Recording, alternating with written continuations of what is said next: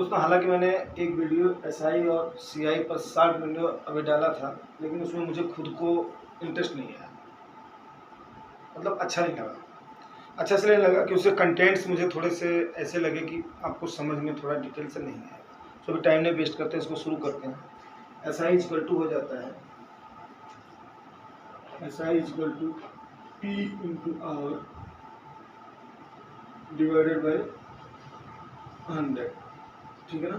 Suppose कीजिए आपका P है 100 रुपया, इस पर आपको 5% के हिसाब से निकालना है, डिवाइडेड बाई 100, 100 से 100 कट गया, इक्वल टू 5 रुपया। 1 साल का आपका एसआई आ गया 5 रुपया। इतना समझ में आ गया। 2 साल का निकालना हो तो आपका 10 रुपया, 3 साल का निकालना हो तो आपका 15 रुपया, 4 साल का निकालना हो तो आपका 20 रुपया, और 5 साल का निकालना हो तो 25 रुपया। अभी ऐसे ही आपका तो आपका कितना है 100 रुपया है, तो 5 साल में आपका कितना बन जाएगा, जिसको हम मिश्र धन बोलते हैं, अक्यूमुलेटेड अमाउंट बोलते हैं। तो अक्यूमुलेटेड अमाउंट आपका हो जाएगा 125 रुपया, ठीक है भाई।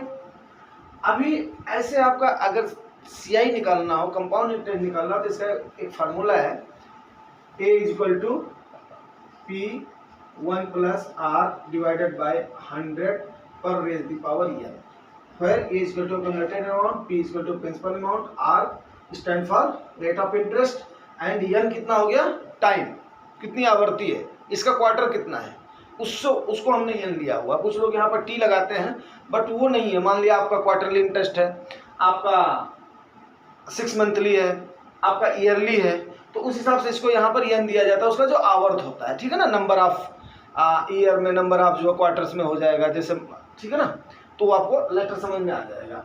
अब सपोज कीजिए आपके पास 100 रुपया है और उसका 5% के हिसाब से 5 साल का आपको निकालना है, ठीक है ना। तो ए इक्वल टू पी कितना हो गया आपका 100 रुपया हो गया, 1 प्लस 5% के हिसाब से 5 आर वाई हो गया यहाँ पे, डिवाइडेड बाय 100 पर raise the power n, equal to आपका हो गया 100 इंटू 105 इंटू 105 इंटू 105, ठीक है। ये हो गया 3 times into 105 into 105 divided by 5 times 100 100 100, ठीक है। 100 100 4 टाइम्स हो गया 100, ये आपका कट गया, एक तो आपका ये सीधे अपना स्वाहा हो गया, ठीक है ना। अभी आपका ये आ गया 105 पर रेज द पावर 4, ठीक है ना। अब एक बार का आपका कट गया, डिवाइडेड बाय 100 पर रेज द पावर 4। अब इसको आप काटते चले जाओ तो टोटल आपका कितना बन जाएगा, जल्दी बताइए। इसको कैलकुलेट करके आप लोग कमेंट में डालिएगा, ठीक है ना। मैं फिर अगले आपको सीक्वेंस वाइज समझाता हूं, ठीक है ना। तो ये आपका सीआई का फार्मूला हो गया, ये आपका एसआई का फार्मूला होगा। वीडियो ज़्यादा लंबा हो गया, नहीं तो मैं यहाँ पर ही काटता तो उसका कोई मतलब नहीं है। इसको 105 पे raise the power 4 divided by 100 पे रेज द पावर 4, ये आपका आ गया कम्युलेटेड अमाउंट 5 साल का। आरओआई अगर 5% है और आपका प्रिंसिपल अमाउंट अगर 100 रुपया है, और ये आपका आ गया एसआई। उम्मीद करता हूँ ये आपको अच्छे से समझ में आ गया होगा। अब मैं इसके इम्पैक्ट आपको अभी निकाल करके एसआई का, जब आपका एक हायर अमाउंट होता है, मेन मेरा क्या है, जो आपके बेसिक्स हैं, जब तक आपके ये ब्लूटूथ इसके ऑन नहीं होंगे, बेसिक्स के ब्लूटूथ ऑन नहीं होंगे, तब तक आप कंपाउंडिंग एंड सिंपल इंटरेस्ट को समझोगे नहीं, तब तक आप इन्वेस्टमेंट का मतलब नहीं समझोगे।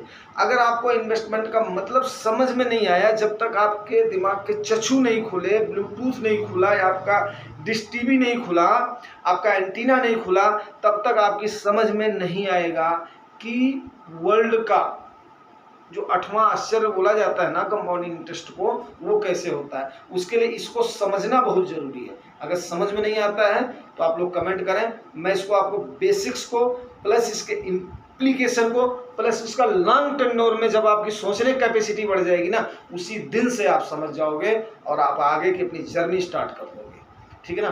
फ्रीडम पाने के लिए आपको बहुत जरूरी है, लेकिन इस फ्रीडम से